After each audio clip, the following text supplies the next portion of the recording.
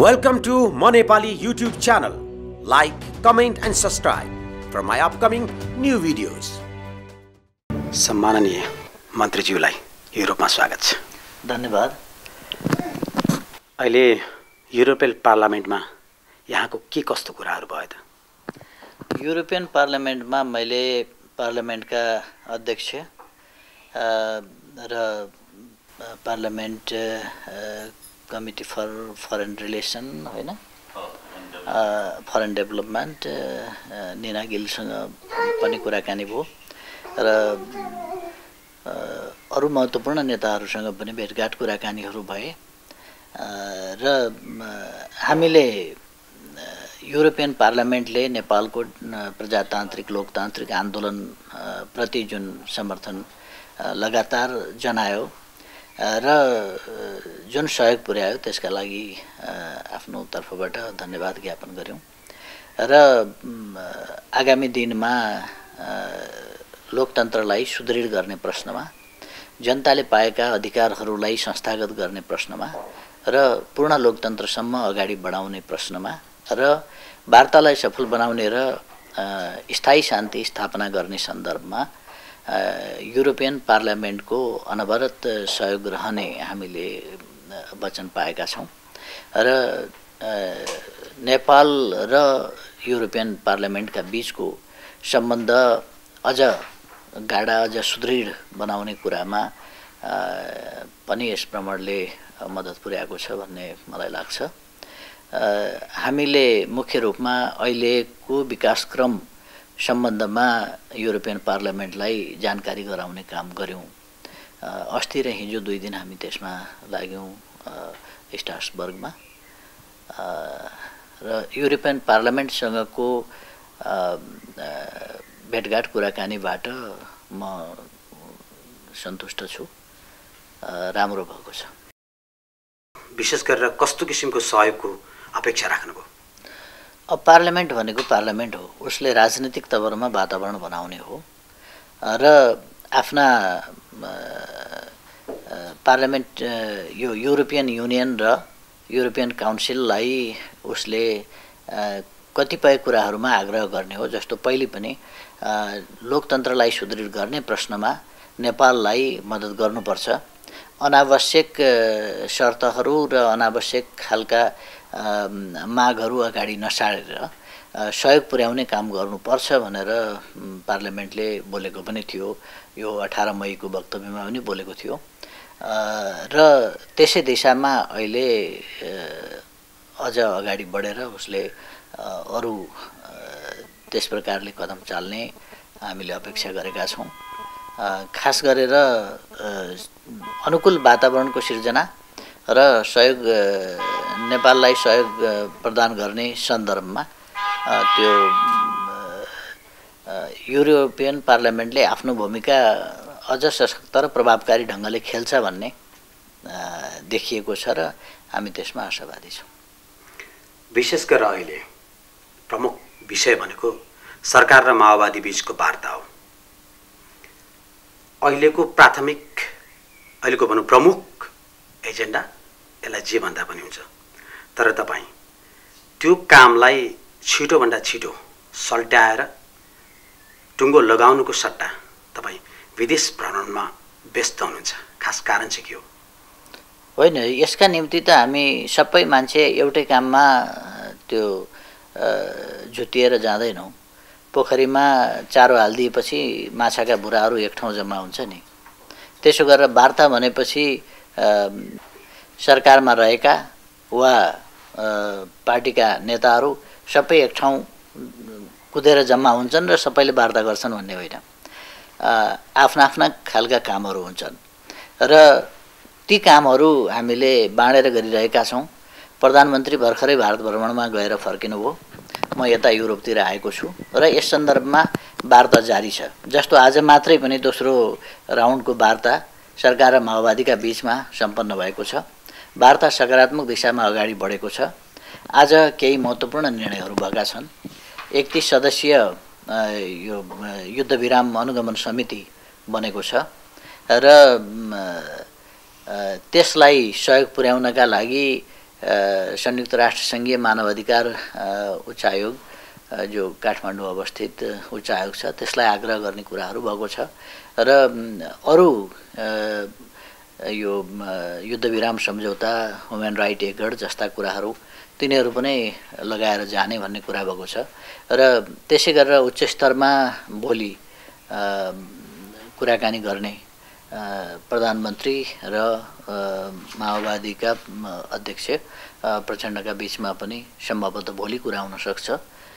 त्यसरी कुराकानीहरू गइरहेका छन् अगाडि र त्यसमा बेवास्ता गरेर सरकार चलिरहेको छैन।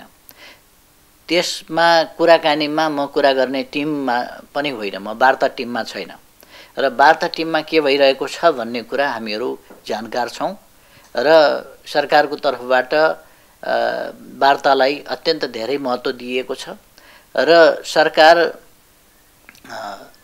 अत्यन्तै लचिलो भएर अत्यन्तै फराकिलोपनका साथ वार्तालाई सफल बनाउन चाहन्छ र अहिलेको माओवादीहरूले 3 महिनाका लागि युद्धविराम गरेका छन्। सरकारको तर्फबाट त समय नतोकिकन, अवधि नतोकिकन युद्धविराम भनिएको छ। यस युद्धविरामलाई फेरि युद्धतर्फ फर्किन नदिएर सधैँका लागि युद्धरहित अवस्था र शान्तिपूर्ण अवस्थामा स्थायी शान्तिमा पुर्याउने प्रयास सरकारको तर्फबाट कुनै कसर बाँकी नराखेर हुनेछ। तपाईको कोसँग भेट भयो र के कस्ता कुराहरूमा तपाईहरुको छलफल भयो त? युरोपियन युनियनका काउन्सिल अफ मिनिस्टरका महासचिव हाभियर सोलानासँग आज बिहान भेटघाट कुराकानी भयो। युरोपियन युनियनको काउन्सिल अफ मिनिस्टर्सको तर्फबाट उहाँले धेरै रुचि साथ नेपालको स्थितिको बारेमा जानकारी लिनुभयो र नेपाललाई आफ्नो तर्फबाट युरोपियन युनियनको तर्फबाट हुन सक्ने हर सहयोग गर्न युरोपियन युनियन तयार रहेको कुरा उहाँले बताउनुभयो। त्यसै गरेर युरोपियन कमिसनका विदेश मामिला हेर्ने सदस्य श्रीमती बेनिना फेरारो वाल्डनर उहाँसँग पनि आज भेटघाट र कुराकानी भयो र उहाँले खास गरेर नियमित रूपमा नेपाललाई पहिले जुन सहयोग भइरहेको थियो फरवरी 1, 2005 को राजाको कदमभन्दा पछि त्यस सहयोगलाई रोकेको थियो युरोपियन युनियनले, त्यसलाई पुनः सुचारू गर्ने र आगामी दिनमा सहयोगलाई वृद्धि गरेर लाने। अर्को कुरा तात्कालिक सहयोगको सन्दर्भमा अहिले लोकतन्त्रलाई सुदृढ गर्ने सन्दर्भमा, त्यसलाई संस्थागत गर्ने सन्दर्भमा र शान्ति प्रक्रियालाई अगाडि बढाउने सन्दर्भमा विभिन्न प्रकारका तात्कालिक सहयोग गर्न पनि त्यस दिशामा पनि युरोपियन युनियनले सोच्न सक्ने कुराहरू उहाँहरूले बताउनु भएको छ।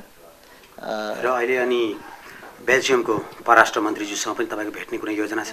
भोलि उहाँसँग मेरो भेटघाट हुँदैछ। भोलि अपराह्न 4 बजेतिर हाम्रो भेटघाट हुन्छ। तपाईले कस्तो किसिमको वार्ता होला र कस्तो किसिमको सहयोगको अपेक्षा राख्नु भएको छ बेल्जियम सरकारबाट? स्वाभाविक रूपमा बेल्जियम हाम्रो विकासको एउटा पार्टनर पनि हो र नेपालको एउटा सुमधुर सम्बन्ध रहेको अत्यन्तै मित्रतापूर्ण सम्बन्ध रहेका देशमा बेल्जियम पनि पर्दछ र हामी मोरल सपोर्ट, राजनीतिक सपोर्ट चाहन्छौँ। त्यो हामीले पाइ पनि रहेका छौँ र त्यो अझ सुदृढ ढङ्गले अगाडि बढाउन चाहन्छौँ। त्यसै गरेर अरू प्रकारका एसिस्टेन्सहरू पनि अहिले तत्कालका लागि हामी स्वाभाविक रूपमा चाहन्छौँ।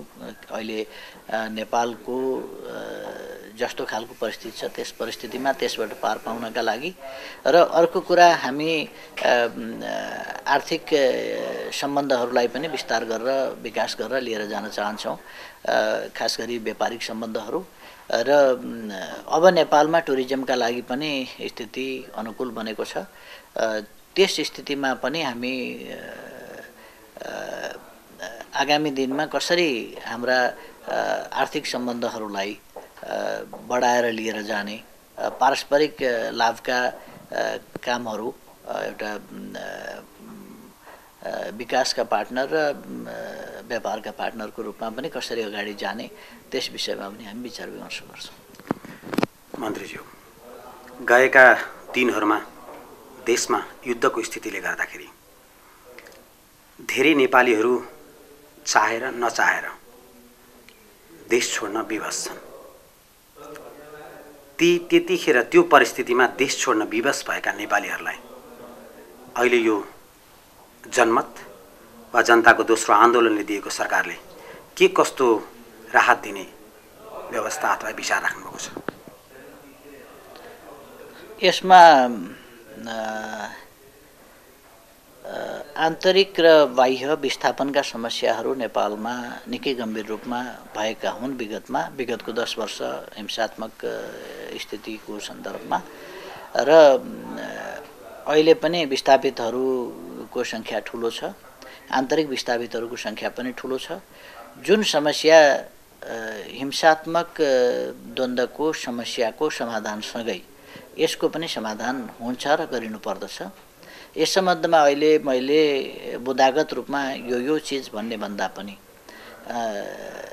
यस पक्षमा समस्या समाधानका लागि सरकार गम्भीरतापूर्वक सोच्ने र समस्या समाधानका लागि अनुकूल वातावरण निर्माण गर्ने प्रयासमा केन्द्रित हुन चाहन्छ। मन्त्रीज्यू, अहिलेको जनमतले यहाँलाई उप प्रधानमन्त्री र परराष्ट्र मन्त्री जस्ता गहन जिम्मेवारी यहाँको काँधमा सुम्पेका छन्। जस्तो परराष्ट्र अन्तर्गत पर्ने विशेष गरेर नेपालबाट रोजगारीको लागि खाडी राष्ट्रमा जाने नेपालीहरू, विशेष गरेर महिला माथि शारीरिक मानसिक दुवै किसिमको यातनाका समाचारहरू हामीले बारम्बार सुन्ने गर्छौँ र पुरुषहरूमाथि नै त्यत्तिकै छ। जस्तो कतिपय ठाउँमा हामीले यो पनि पाएका छौँ कि मारेर फ्याँकिएका, शनाखत हुन नसकेका पनि स्थितिहरू छन् र कोही चाहिँ गएर जिन्दगी बाँच्ने मृत्यु र जिन्दगीको बिचमा अल्झेकाहरूलाई पनि नेपाल फर्काइएको छ। तर यस विषयमा अहिलेसम्म सरकारी तर्फबाट कुनै पनि ठोस कदम चालिएको पाइँदैन नि। उहाँहरूको लागि राहत हिजोको अवस्था के थियो भने देशमा निरङ्कुश शासन थियो। निरङ्कुश शासनलाई आफ्नो निरङ्कुशताको अवधि लम्ब्याउने बाहेक र निरङ्कुश शासन चलाउने बाहेक अरू कुराहरूमा त्यस्तो ध्यान थिएन। जस्तो निरङ्कुश शासन, मन्त्रीज्यू माफ गर्नुहोला, निरङ्कुश शासन सुरु हुनुभन्दा पहिले पनि जस्तो नेपाली काङ्ग्रेस र तपाईँहरू पनि पटक पटक सरकारमा जानुभएको छ। त्यो क्रममा पनि खाडी राष्ट्रमा नेपालीहरू रोजगारको लागि विशेष गरेर गरिबीको स्थितिले रोजगारको लागि जाने क्रम त्यतिखेर पनि जारी नै थियो र त्यतिखेर पनि त्यस्ता घटनाहरू नघटेका होइनन्। त्यतिखेर पनि तपाईँहरूको खास गरेर विशेष त्यसतिर ध्यान गएको पाइन्न नि? त्यसतिर ध्यान नगएको होइन, तर तपाईँले यदि छुट्याएरै भन्नु पर्यो भने अब म त्यसमा फेरि कुनै विवादमा जान चाहन्न। एउटा त जस्तो सरकारलाई जानकारी नभइकन सरकार आफै पनि त्यसबाट अनभिज्ञ रहेका स्थितिहरू छन् र दलालहरूले बहुत नराम्ररी मानिसहरूलाई छकाएर बाहिर लाने र फसाउने काम गर्दछन्। त्यो खालको स्थिति केही रहेको हो। त बीचमा जनताप्रति उत्तरदायी सरकारको अभावको कारणले त्यो स्थिति निरन्तर रहने मात्रै होइन कि बिग्रिएर गएको हो। अब लोकतान्त्रिक सरकार छ र लोकतान्त्रिक सरकारका निम्ति देशको जनताप्रतिको उत्तरदायित्व सबभन्दा ठुलो कुरा हो र प्रमुख कुरा हो। सबभन्दा देशको प्रमुख निधि भनेकै जनता हुने गर्दछ। तसर्थ जनताप्रति कुनै प्रकारको उपेक्षा भाव लोकतान्त्रिक सरकारले राख्न सक्दैन र राख्दैन पनि। र यस्ता जस्ता कुराहरू हुने गरेका छन् बाहिरतिर, खास गरेर वैदेशिक रोजगारको सन्दर्भमा, रोजगारीको सन्दर्भमा जे कुराहरू हुने गरेका छन् त्यो सरकारले पनि सुनेको छ। यस सन्दर्भमा हामी ठोस निर्णयहरू अगाडि बढाउँदैछौँ। हामीले अस्ति भर्खर मात्रै पनि संयुक्त यो असंलग्न राष्ट्रहरूको मन्त्री स्तरीय बैठकमा र G77+ चाइनाको बैठकमा समेत भाग लिन म मलेसिया गएको थिएँ, क्वालालम्पुरमा। त्यहाँ जाँदाखेरि मैले मलेसिया सरकारसँग पनि गम्भीर ढङ्गले कुराकानीहरू चलाएँ। यद्यपि मलेसियाको स्थिति अलिक त्यस्तो छैन र त्यति बेलै मैले दुबई, कतार, त्यहाँका विदेश मन्त्री र सांसदहरूसँग पनि संक्षिप्त भेटघाट गरेर ध्यानाकर्षण गराउने मौका पाएको छु र उहाँहरूलाई स्थितिमा सुधार ल्याउनु पर्ने कुराहरू बताएको छु। हाम्रो तर्फबाट गरिनुपर्ने, हाम्रो आन्तरिक रूपमा सच्याउनु पर्ने कुराहरू पनि त्यसमा धेरै छन्, जुन कुराहरूतर्फ हाम्रो ध्यान गएको छ र सच्याउने प्रयास हामी प्रारम्भ गर्दैछौँ, अगाडि बढाउँदैछौँ।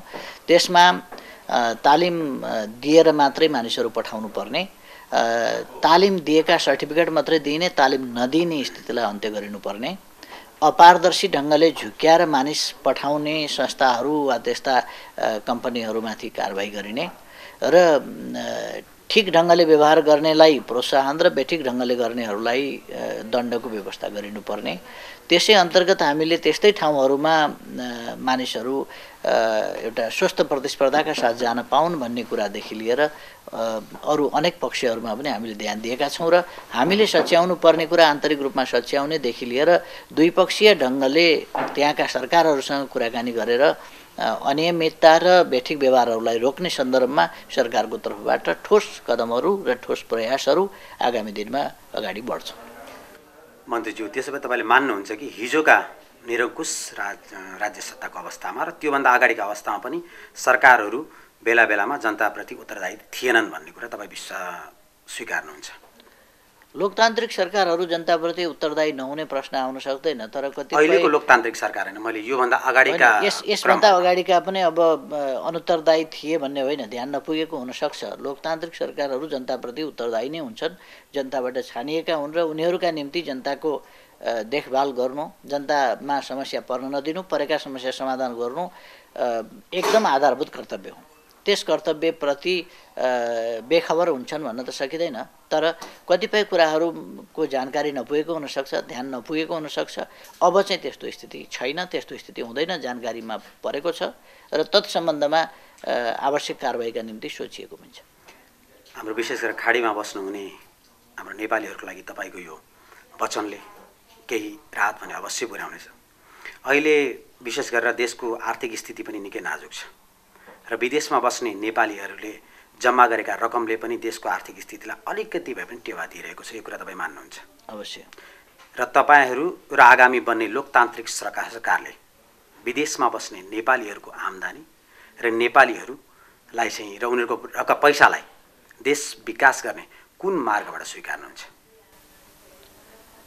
स्वाभाविक रूपमा नेपालीहरू बाहिर विदेशमा रोजगारीका लागि गएर यहाँ म अरू हिसाबले विदेशमा जाने भन्दा पनि रोजगारीको हिसाबले भन्दैछु, किनभने जुनसुकै हिसाबले अन्य व्यवसायका लागि, अन्य कामको लागि, अन्य प्रयोजनका लागि पढ्न वा पढाउन वा रिसर्चका कामहरू गर्न अथवा अन्य कुनै व्यवसाय गर्न गएका मानिसहरूको पनि उनीहरूको जीवधनको सुरक्षा, उनीहरूका आधारभूत अधिकारहरूको सुरक्षा गर्ने कर्तव्य सरकारको हुन्छ र त्यसमा पनि साधारणभन्दा साधारण काम गर्न गएको ठुलो सङ्ख्याको र कमजोर अवस्थाको श्रमिकको अवस्था झन बढ्ता नाजुक हुन सक्दछ। त्यसकारण त्यतापट्टि बढी गम्भीरताका साथ सरकारले ध्यान दिनुपर्दछ र एउटा व्यक्तिले रोजगारी पायो र उसको आर्थिक अवस्था अलिकति सुध्रियो भने त्यसबाट रेमिटेन्स प्राप्त हुने त सरकारलाई छँदैछ, त्यसबाहेक उसको पारिवारिक स्थिति सुध्रिनु आफैमा पनि त्यो सरकारका निम्ति पनि एउटा सहयोग हो, राज्यका निम्ति एउटा सहयोग हो र त्यसरी हरेक व्यक्तिको स्थिति सुध्रिने कुरासँग समग्र राज्यको स्थिति सुध्रिने, राष्ट्रको स्थिति सुध्रिने त्यो कुरा हुन सक्दछ र रेमिटेन्सको छुट्टै, रेमिटेन्सबाट प्राप्त रकमको छुट्टै परिभाषित काम हुँदैन। मेरो विचारमा त्यो रकम पनि समग्र राष्ट्र निर्माणको काममा लाग्दछ र त्यसै दिशामा त्यसको सदुपयोग पनि गरिनेछ। जहाँसम्म अधिकारको प्रश्न छ, सरकारले रेमिटेन्स बुझ्ने र रेमिटेन्स लिने र खर्च गर्ने मात्रै होइन कि रेमिटेन्स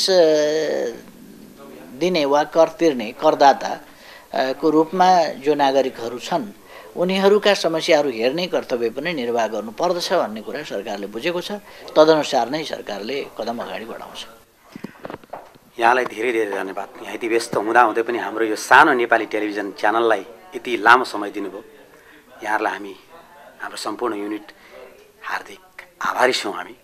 र विदेशमा बस्ने नेपालीहरूको लागि कुनै सानो एउटा सन्देश भए हामी अझ आभारी हुने थियौँ। यहाँहरूको टेलिभिजनलाई धन्यवाद दिन चाहन्छु कि यहाँ बेल्जियम आएका बेला तपाईँहरूले यो संयोग एउटा मिलाउनु भयो र कुराकानी हुन सक्यो। तपाईँहरू मार्फत म विदेशमा रहेका सम्पूर्ण नेपाली दाजुभाइ दिदीबहिनीहरूको एकदम सुस्वास्थ्यको कामना गर्दछु। उहाँहरूमा कुनै समस्या पर्यो भने बेहिचक अविलम्ब सरकारसम्म पुर्याउने, राजदूतावासहरू मार्फत पुर्याउने। म उहाँहरूलाई के भन्न चाहन्छु भने राजदूतावासहरू हिजो जसरी काम गर्थे, जसरी कामदारहरूसँग, नेपाली कामदारहरू वा नेपाली समुदायसँग राजदूतावासहरूको सम्बन्ध जस्तो अलिक दूरत्वको सम्बन्ध थियो, त्यो अब लोकतान्त्रिक सरकारको समयमा हाम्रा मिसनहरू त्यस ढङ्गले काम गर्दैनन्। हाम्रा मिसनहरूको काम सुल्झिएको छ अथवा सुल्टिएको छ। हाम्रा मिसनहरूले नेपाली जनताका समस्याहरू हेर्नेछन्। कोही पनि दाजुभाइ दिदीबहिनीहरूले कुनै प्रकारको समस्या पर्यो भने हाम्रो मिसनमा अविलम्ब जानकारी गराउने, मिसनको सहयोग प्राप्त गर्ने, मिसनलाई आवश्यक पर्यो भने केन्द्रबाट सरकारले सहयोग पुर्याउँछ। यो पारस्परिक सहयोगको सम्बन्धलाई सुदृढ गरेर अगाडि जानुपर्छ। हाम्रा विदेशमा रहेका मिसनहरू खालि अरू देशहरूसँगको सम्बन्ध मात्रै होइन, ती देशहरूमा रहेका नेपाली मूलका दाजुभाइ दिदीबहिनीहरूका समस्या हेर्न, बुझ्न, समाधान गर्नका लागि पनि हुन् भन्ने कुरा मिसनहरूले बुझेका छन्, बुझ्दछन्। म सबै नेपाली दाजुभाइ दिदीबहिनीहरू जो विदेशमा हुनुहुन्छ र यो टेलिभिजन हेरिरहनु भएको छ वा हेर्नुभएको छ, उहाँहरू र उहाँहरू मार्फत अरू हेर्न नपाएका दाजुभाइ दिदीबहिनीहरूलाई पनि अहिले परिवर्तित सन्दर्भमा यो लोकतान्त्रिक नेपालका सार्वभौम सत्ता सम्पन्न जनता जहाँ भए पनि ती सार्वभौम सत्ता सम्पन्न जनता हुन् र लोकतान्त्रिक नेपालका नागरिक हुन्। उनीहरूको जीवन सम्मानपूर्ण हुनुपर्दछ जहाँ पनि, त्यही अनुसारले नेपाल सरकारले काम गर्छ। उहाँहरूमा सुस्वास्थ्य को कामना गर्छु। उहाँहरूको विदेश बसाइका उद्देश्यहरू सफलता साथ अगाडि बढुन् र उहाँहरू सकेसम्म छिटै नेपाल फर्कन सक्नुस् भन्ने कामना पनि गर्दछु। धन्यवाद। वेलकम टु म Nepali YouTube channel. Like, comment and subscribe for my upcoming new videos.